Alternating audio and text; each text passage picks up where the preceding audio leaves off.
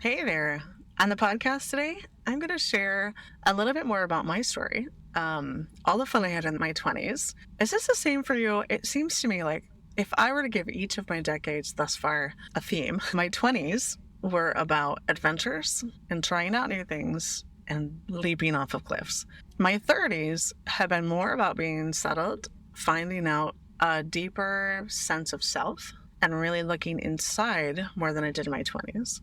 Figuring out what's working for me and what's not. And my 40s seem to be about really claiming who I am on a very deep level and repairing the ways in which my deep wounds have been holding me back. That seems to be my 40s. And I used to have this women's circle that would meet every month. COVID sort of, I guess it just showed us that we were done with it, actually. Like we never really took it back up after that. And that's okay. Some things have a time in your life and then it's time to move on. But I had a women's circle, and most of the women in our circle were older than I was. And I remember there was somebody in her late 40s when I was in my late 30s, and she would say, "Oh yeah, that's just because you're not 40 yet." And I would think, what on earth are you talking about? Like, I'm just going to all of a sudden fall into a new pattern when I'm 40, and then life is going to be this way rather than how it was when I was in my 30s. I am an individual. I'm growing individually. Whatever I am doing is my own story. Yeah, and while that's true, and it certainly is true on so many levels, it seems like the themes I put out there for 20s, 30s, and 40s, they seem to be pretty stereotypical for most of the women that I talk to. I wonder if it's the same for men. I'd love it if somebody piped in, put a comment, and let me know. Anyway, it turns out I am an individual. I am uniquely me. And I'm also, going through all the motions that everybody else does. And there seems to be kind of a rhythm to our lives. So here I am in my 40s, claiming much more strongly what's right for me, repairing old wounds, knowing myself so deeply. And it's kind of exciting to see what's going to happen after this. Anyway, I digress. This story that I'm sharing with you today talks about this most amazing community building event that I went to in my late 20s and how that really stemmed this craving inside of me for the retreats that I held several years later. And it also just talks about, I guess the fun of dabbling in several different things that you make, knowing that you may never master those things, that they might just be secondary projects that you play around with and have a good time with. I also share my love of zombie apocalypse movies and books. Yeah, I love them. I'm unapologetic about that. I get a lot of cringes from people who hear that about me, but I have a go bag in my car at any moment. And I talk about why that is too, and how I'd always wished I'd been a Girl Scout. But alas, it was not in the cards. So join me for this part of my story. And next week, we're going to hear an interview from somebody that lights me up like no other. Let's get started. You're listening to the In Kinship Podcast, a podcast for makers who crave an intentional, authentic, vibrant life on their own terms. And I'm your host, Tina Vandenberg. Let's get started. This episode was brought to you by Jasmine Lace of Howl at the Loom. Jasmine is a weaver, dyer, and teacher in northern Michigan. You can check her out at howlattheloom.com, and that's HOWLATTHELOOM.com. So if you've been listening to this podcast or following me online, you know that my chosen path for making things is clothing. I like to sew clothing. I like to design patterns. I like to use natural dyes to dye the fabric. I like to do surface design on the fabrics. I like to knit. I like to embroider. I love to hand sew clothing. Clothing, right? It is the modality that sparked a passion that's been 15 years going strong. I also like to make other things. I like to make little bags. I like to make things of utility, right? So I like to make aprons that are made from wax canvas and leather and metal rivets. I like to make tool rolls and tool bags, and I'm not really a purse carrier, but I like to make things that are going to house my yarn, right? I like to make little containers for things. I actually just love little containers in general. I don't know if you can relate, but it's so hard to let any interesting looking little glass jar go into the recycling bin. Oh, is it hard? the struggle is real. You sit there and you look at it and you think, just recycle that glass jar, Tina. You already have 500 and you live in 400 square feet of a tiny house. Just recycle it. And it's so hard. It's so hard to do. And I wonder if you could relate to that. I love little containers. I like to make little zippered pouches. I like to make little drawstring bags. I like to make containers for things. There's probably some kind of some insight into my psyche there. It's like nagging at me right now. I wonder what that is. That is to be explored a different day. Today I want to talk about the other things that I love to make other than sewing, because I do love to sew, right? But I've been a maker my whole life. And again, I'm guessing you can relate to that.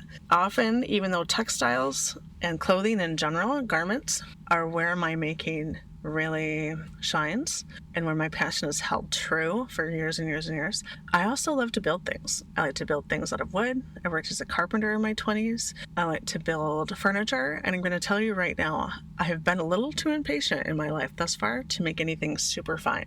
But I would like to do that someday. That's on my bucket list.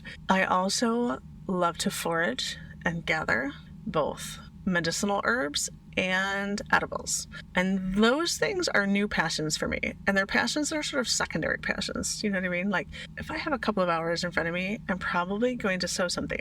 But if it's a beautiful day and I'm listening to my body, which is saying, get outside, I might grab a basket and go out and gather something. And so I wonder if you have that too, where you have things that are your primary thing, and then you've got these secondary projects that you love to work on that are clamoring for your attention. So I love to make. I love to make a home. I love to make food. I love to can food. I love to preserve. I love the feeling that you get when you've got a full stack of wood in the wood pile. Your pantry is full of hand-canned goods. Your garden is growing or it's coming to an end and your freezer is full. Your laundry is hanging on the line because, why not give us the whole picture, right? I love when all of these things are occurring because it feels like I feel so wealthy. I feel so taken care of. I feel like, okay, come what may. I've got wood for heat. I have food in the pantry and I have clean clothes. What more could I ask for? And I sort of love zombie apocalyptic movies. I don't know if you know this about me, and it might surprise you, but I kind of adore them. And I don't think it's really because they're zombies. Not really. I do actually like the idea of like pitting yourself physically against a foe and coming out on top, right? I think that's a very natural human desire to know that you're strong enough, you're capable, and you can take care of yourself and your loved ones, right? I think that is inherently inside of all of us, this desire to know that about ourselves. And I think that imagining a zombie apocalypse makes you think that maybe you could do that. Like this is not where this podcast was going to go today, but I even have a go bag ready because, I like to be prepared. I'm a bit of a Girl Scout that way, although I did not go to Girl Scouts as a kid. I grew up in a fairly money-challenged family, and we didn't have the money or the time to do Girl Scouts, although I always wanted to. I will say, I digress on this. Wow, are we spinning around in circles? I was a brownie for a short amount of time, and I have to tell you, I was a little disappointed in the kind of projects you made as a brownie. Like, I wanted to go start fires with 2 sticks. I didn't want to make a little wash bag for your camping gear. Although in hindsight, that's actually kind of cool. And I do like having a little wash bag for my camping gear. But at the time, I wanted to learn how to survive. I wanted to learn how to use a knife and a hatchet. And, I was like, 4 or 5? I don't know what you are when you're a brownie, but that's what I wanted. Anyway, that's all I ever did was that one little season of brownies. And then our lives changed and it was no longer a possibility. So I think maybe I have some latent Girl Scout desires inside of me. And so I love apocalyptic kind of movies. Not because I really want that to happen, because I do not in any way, shape, or form. But I like to think about, could I survive if the world changed? If the world was no longer what we know it right now?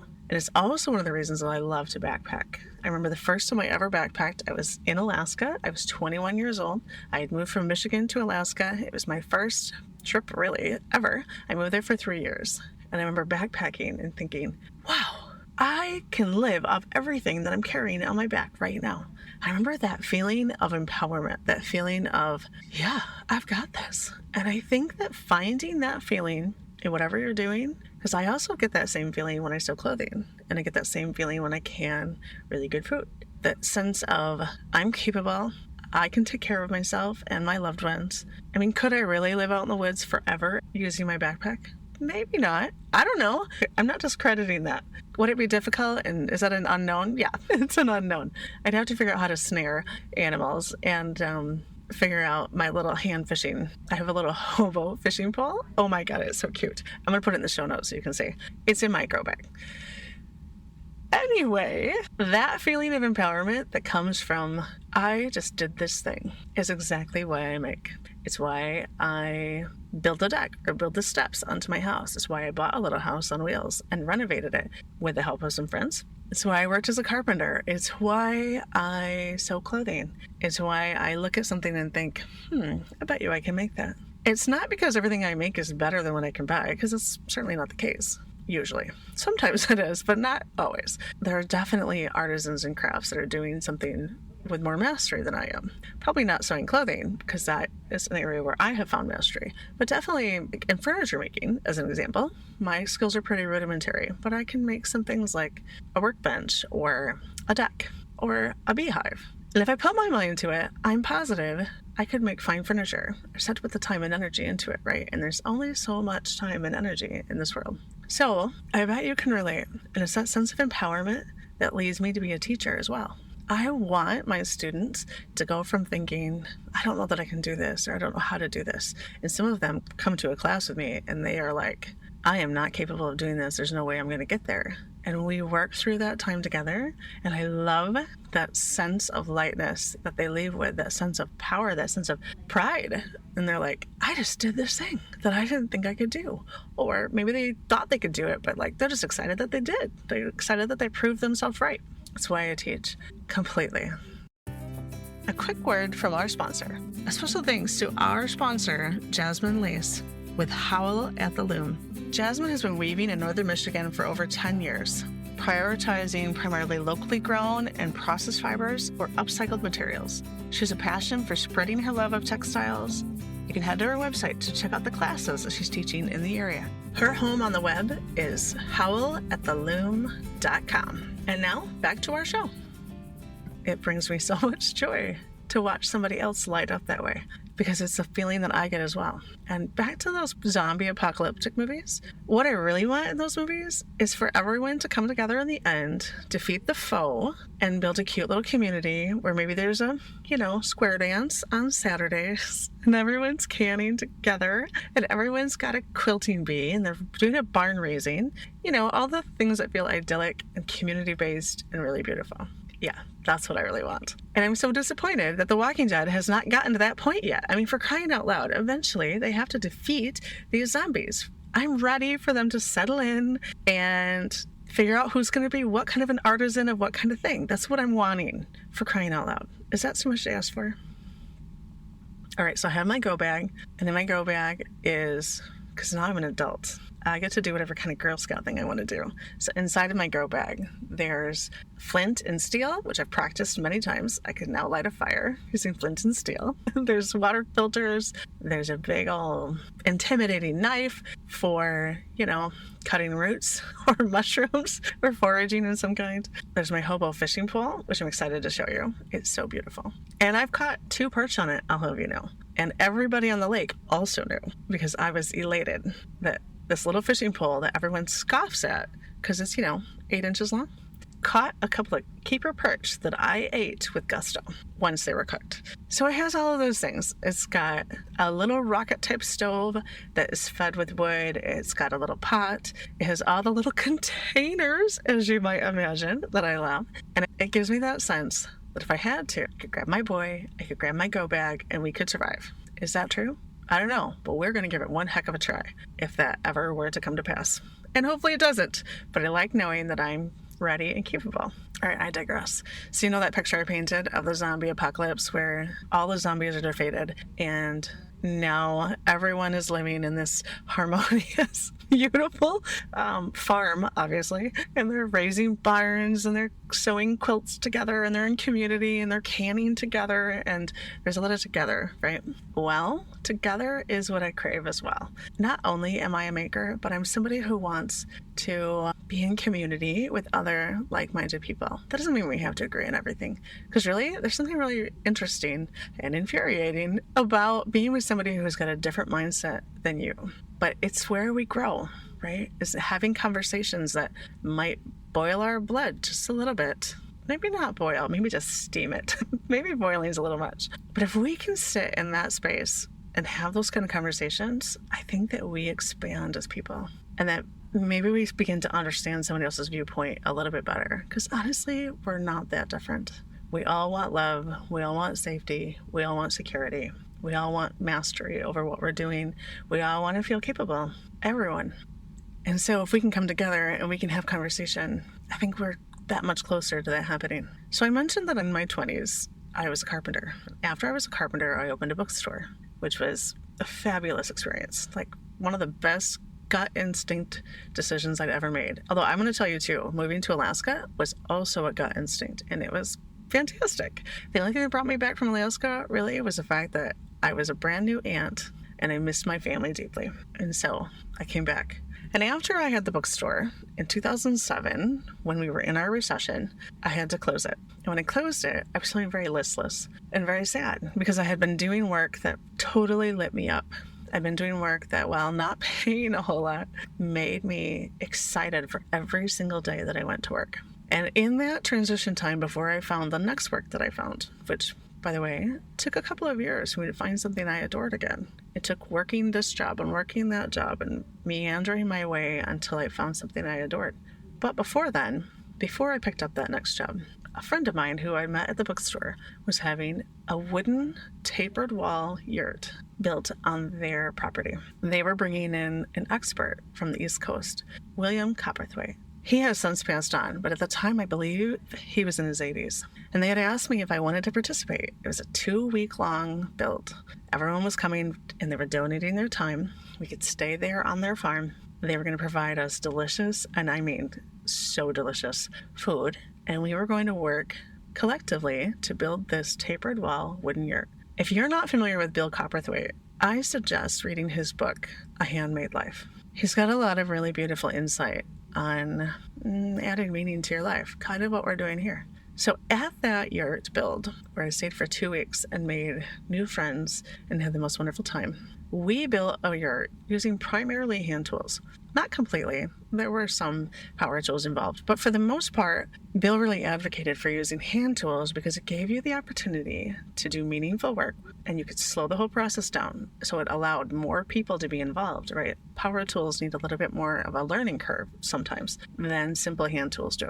So it allowed you to work with your hands, build something of use, something of utility, and also be in connection and community with other people.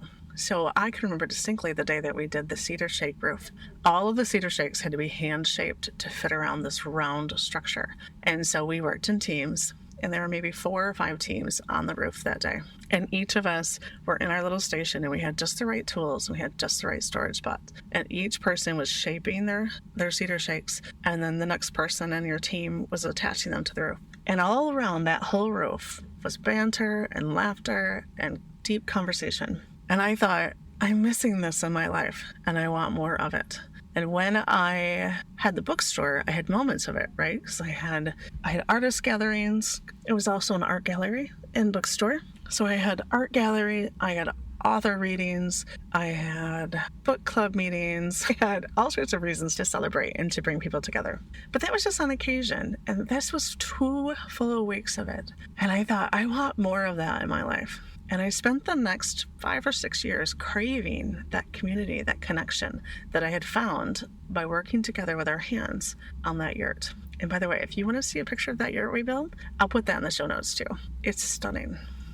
And so my desire to create retreats for women in particular, because I generally teach women how to sew clothing, was born from that need, that craving of mine to gather with other people and work with our hands. And it's so fun to see where life takes you, right? So I began that path by researching retreats and not finding quite what I wanted. And then I built several different retreats that I absolutely adored, but that didn't go because I didn't have an audience. I didn't have people that knew about me. I was still working through all of that. And then I finally had a retreat that worked. It had the right location. and it's been beautiful. So we meet on Mackinac Island twice a year at this point, and I think probably there'll be a different retreat in the summer sometime, someplace outdoors. Maybe involving weaving baskets and gathering medicinal herbs. I don't know. That sounds really exciting. Oh, and some hand stitching, probably. Yeah. Anyway, the retreats were born from that desire. And it was around the same time that I started to teach women how to sew clothing. And I say women primarily because I think I've only taught 2 men in all the time I've been teaching, which has been more than a decade. I'd love to teach men.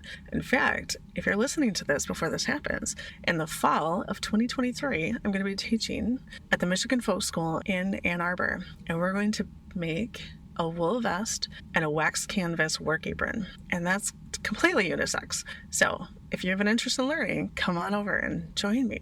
I'm really excited for that class because it's a little different than what I've been doing. And you know how it is when you're making something, it gets pretty exciting when you get to sort of dive into something new. And so the retreats have fully kicked off, and they're one of my favorite things on the planet. And they bring me all the community I was hoping for. And they bring in this mindfulness component that I can't necessarily bring in the same way when I teach a small class. And it brings all the things that I love together, and we have just the best time. Deep conversation, women's circles in the morning, a little bit of journaling, a little bit of dance, so much fun. So from that venture, from learning how to have retreats and trying to figure out how to get my word out there in this wide world that we live in that has been made so much smaller by the internet, I discovered teaching online. I've been teaching in person for a while, which I absolutely adored, and I discovered teaching online. And I'll tell you, teaching online, especially if it has a live component, we meet on Zoom or some equivalent, has so much more connection than I ever suspected it would. It's been such a rewarding venture. And then I wove my way through online workshops and online 6-week-long courses and having a membership that was on a monthly basis and working through what worked well for me, what didn't work well for me, what I adored doing and what I found to be drudgery. And I just think that, isn't that the way of life? You get this little thread, no pun intended, absolutely a pun intended, by the way. And you pull on it and you follow it, and you never know where it's going to take you. Had you told me that I would be teaching online and loving it, I'd have told you you're crazy. If you'd have told me that I was going to do a podcast and I'd committed to it for at least a year, I'd have told you you're crazy. Like, what do I have to say? Oh, God, do I have a lot to say. Anyway, coming up, I have interviewed some super interesting people. People that you might know, people that you probably don't know at all. But everyone has a story, and it's been really lovely to get to know people's story. And I can't wait to share them with you. Thanks for being here in my community. Thanks for being part of why I started my business in the very beginning, to empower and allow people to know that they are more capable than they might think, or to just show them a way if they think that they are capable and they're like, and now I know this new thing. I've got this new tool on my tool belt. And also to create community. And this podcast is absolutely an extension of that desire for community that came from starting the retreats in the first place. I hope that you are out there listening to this podcast. Maybe you're walking, maybe you're driving, maybe you're making dinner, and that's all awesome too. But I hope that some of you are knitting or hand sewing or carving a spoon or engaging in whatever it is that you adore doing, because that's exactly what my vision is for this podcast. And I hope that's what's happening out in the world. All right, thanks for being here today. Next week, I'm going to bring you an interview with a very special human. And I cannot wait for you to feel that specialness come right through your earbuds. All right, check out the show notes. There are a lot of pictures in this one. And I also will include any links to things that we talked about today. I hope you have the best day. Well, that's our show for today. And I want to thank you for spending your time with me. I don't take that lightly. I know there are a lot of places you can spend your time and energy. And would you do me a favor? Would you jump on your favorite podcast listening platform and subscribe? And then when you've done that, leave me a review as well. Reviews are the best way for me to reach new people, and I want to reach more people. I want to have deep conversations with all of you makers out there, and I want to be in community with you. So if you could help me, I would appreciate it. All right, have yourself a lovely day, and share what you're making. And a special thanks to our sponsor, Jasmine Lace with Howl at the Loom. Jasmine is a weaver, a dyer, and a teacher here in Northern Michigan. You can check out what she's up to at howlattheloom.com.